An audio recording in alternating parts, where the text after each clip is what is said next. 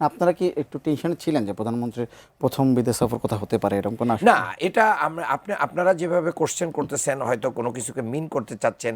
প্রধানমন্ত্রীর বিদেশ সফর, উনি দীর্ঘদিন নির্বাসনে ছিলেন, উনি ফুটবলে উনি ইংল্যান্ডকে সাপোর্ট করতেছেন। ওনার ইংল্যান্ড দিয়ে শুরু হতে পারতো, ওনার ইউএসএ দিয়ে শুরু হতে পারতো, তাই না? অন্য আরও একটা দেশ দিয়ে শুরু হতে পারতো। কিন্তু মানে সবসময় আমরা যেদিকে টেনে নিয়ে যেতে চাই ওই দিকটা এখনও আমাদেরকে সেভাবে রিসিভ করতে পারে নাই।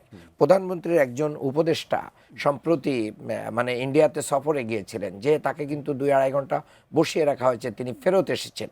এই যে একটা মানে যে আমাদের আইস ব্রেকিং যেটা হওয়া দরকার ছিল সেটা হয় নাই। 5ই আগস্টের পর থেকে আমাদের যে অভ্যুত্থান হয়েছে, অভ্যুত্থানের পরে তারা অনেককে পুশিং করতেছে, কিন্তু যারা অপরাধী, যারা এদেশ থেকে লুটপাট করে মানুষ হত্যা করে চলে গিয়েছেন, পালিয়ে তাদের হেফাজতে রয়েছেন, শহীদ শরীফ বিন উসমান হাদির খুনিরা রয়েছেন, এভাবে যারা রয়েছেন তাদেরকে কিন্তু পুশিং করা হচ্ছে না, শেখ হাসিনাকেও পুশিং করা হচ্ছে না।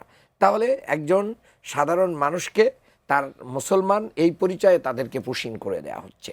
এই অস্থিরতা তৈরি করে আমি মনে করি যে শক্তি খাটিয়ে, বাংলাদেশের সাথে শক্তি খাটিয়ে যে পলিসি তারা নিতে যাচ্ছে আমাদের প্রতিবেশী দেশ, এটা দিয়ে এই বিশ্বে, গ্লোবাল এই বিশ্বে টিকে থাকা সম্ভব না। যদি তাই হতো তাহলে আমি তো একজন সাধারণ মানুষ হিসেবে মনে করি যে তাহলে ইরানের সাথে আমেরিকার চুক্তি হতো না, আচ্ছা। এটা অনেক আগেই ফিনিশ হয়ে যেত।